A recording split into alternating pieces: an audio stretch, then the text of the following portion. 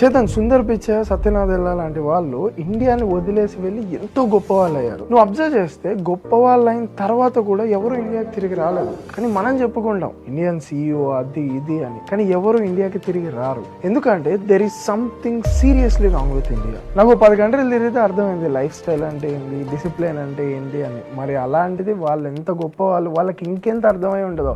అసలు ఇండియాకి రావాలి అన్న థాట్ కూడా రావట్లేదు. మొన్న ఒక ఫారినర్ ఇండియాకి వచ్చి రైల్వే బాత్రూమ్ వీడియో తీసి పెడితే కామెంట్స్ లో ఇష్టం వచ్చినట్టు మాట్లాడారు. కుంభమేళాకి వెళ్లే ట్రైన్స్ డోర్స్ క్లోజ్ ఉన్నాయని చెప్పేసి వాటిని బద్దలు కొట్టి, విండోస్ బద్దలు కొట్టి, పబ్లిక్ ప్రాపర్టీ మొత్తాన్ని బద్దలు కొట్టారు. లోపల ప్యాసింజర్స్ కూడా ఉన్నారు. వేరే కంట్రీస్ లో రివర్స్ ఆర్ జస్ట్ రివర్స్ చాలా క్లీన్ ఉంటాయి. మన కంట్రీస్ లో రివర్స్ అంటే దేవతలు, గంగా, యమున, కావేరి ఇలా. అయినా మనం నీట్ గా ఉంచుకోము. రోడ్స్ మీద ఉచ్చబోయడం, స్వచ్ఛ భారత్ వచ్చినా కూడా ఆగలేదు. జస్ట్ నేను 4 to 5 చెప్పా. ఇలాంటివి వేల ప్రాబ్లమ్స్ ఉన్నాయి ఇండియాలో. చైతన్, మన ఇండియన్స్ అందరికీ ఒక బలమైన బాధ్యత ఉంది. అదేంటి అంటే వీఆర్ రిప్రజెంటింగ్ ఇండియా. మీరు ఒక ఫారినర్ తో మిస్బిహేవ్ చేసినా, లేదా మీరు ఇండియాలో మిస్బిహేవ్ చేసినా చైతన్ చేసిండు, జై చేసిండు అన్నారు, ఇండియన్ చేసిండు అంటారు. నేను ప్రతి కంట్రీకి వెళ్ళి ప్రతి కొండ ఎక్కి మన ఇండియన్ జెండాని రిప్రజెంట్ చేస్తుంటే దాని రెస్పెక్ట్ పోయేటట్టు దయచేసి ఏది చేయకండి. మనందరం కూడా ఇండియాని రిప్రజెంట్ చేస్తున్నాం. సో కొంచెం ఒళ్ళు దగ్గర